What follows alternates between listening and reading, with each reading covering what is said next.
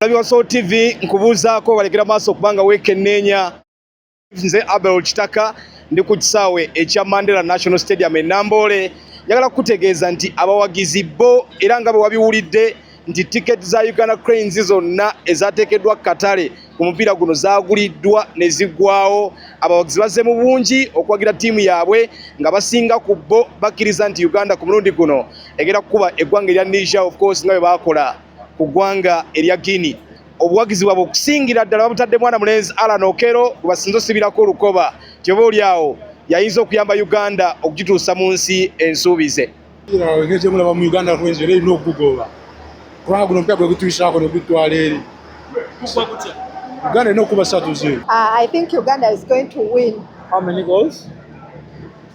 2-0. 2-0. Goals 2-1 nga za Uganda nga bwe twasobola okuba ttiimu ya banaffe aba Guinea. N'olwaleero tugenda kikola tukube eggwanga ly'abanaffe aba Niger goals 2-1 tugende mu points zaffe 6 tulaba ate okoza South Africa okunaba gusembayo tetunasobola okufunamu tube nga tusobola okweyongerayo ogenda kuzanya lunaddako. Tugenda kuba omuntu 4-0 zengubadde 4-0 Ate gwe sebo prediction yo? tukuba 2-1 2-1 Okero man of the match. Prediction yo Uganda Cranes. Uganda 2-0. Prediction yo Uganda Cranes Nisha. Omupiira gwenda kugwa 2-1 kuba tugwetaaga nnyo. 3-4 3-0. for Uganda for Nisha. For Uganda, of course. Uganda How many goals? 2-1. 2-1. All away from Barara to this side. Twakukubye edda 3-0 nga guli ogwaggwa kuba tuli mu liipu lennaba.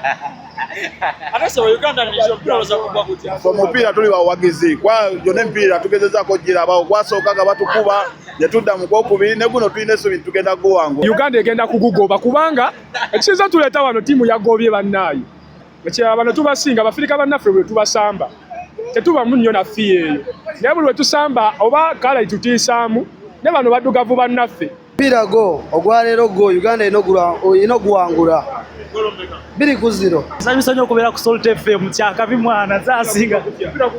Omupiira Uganda egenda kukuba 3-1 olaba twakuba Guinea ate Kasonda ija yakubwako 2. Uganda Cranes ekibalo twakivaamu kati ekitono tujja kuba goal ezi goal 5 Katonda ajjukira abakusaidia yaffe wali wonna Uganda Cranes naki nalo tuyinza okuba goolo nga 2-0 2-0 Uganda egenda kuwangula 2-0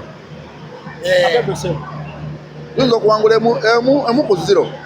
Awo tugenda bakuba goal 2-0 ye prediction yange nga bali bwe nabagamba 3-0.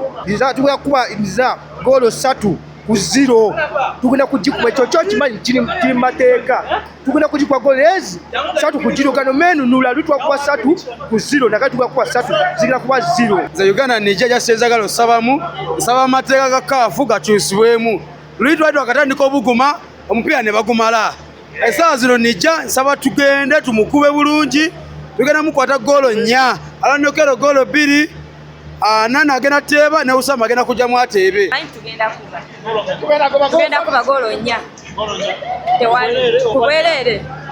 4 kubwerere. Twali wankumira ogwasooka twanyiiga nnyo naye Uganda esamba leero Nisha naye nsuubira tugamba kuba goolo nga 4 ku bwereere. 2-0 Alan Okero ne Mpande. Uganda is going to win. How many goals? I guess more than 3. Kinajjukirwa nti Uganda tevangako mu kibinja mu mpaka zino eza CHAN era tulinze tulabe ku mulundi guno bwetaaba entaanya okuba nti ekyaziza empaka zino Uganda, Kenya ne Tanzania badde bakyakola bulungi era buli omu agitunuulidde okulaba ng'eva mu kibinja eky'omulundi guno. Uganda ezeekuba amawanga okuva mu West Africa era agamu ku go geewangudde mu mpaka zino okubaddeko Burkina Faso, Senegal kosa eggwanga erya Guinea ekyongera okubawa enkizo ndi basobola n'okuwangula omupiira guno. Munnamawulire omukukutivu gwe twogeddeko naye Ismail Kiyonga owa Radio Akaboozi naye atubuulidde ku biki byalowooza ebiyinza okuyamba Uganda okuwangula omupiira guno.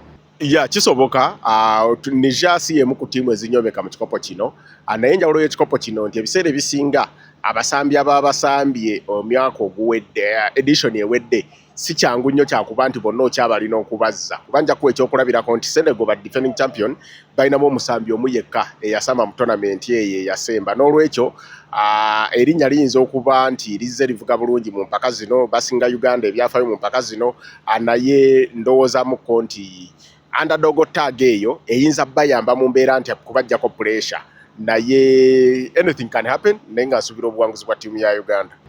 Nze Abel Kitaka nkyali butereevu ku kisaawe kino eky'Ennamboole era tujja kwongera okukuwa amawulire agafudde ku kisaawe kino.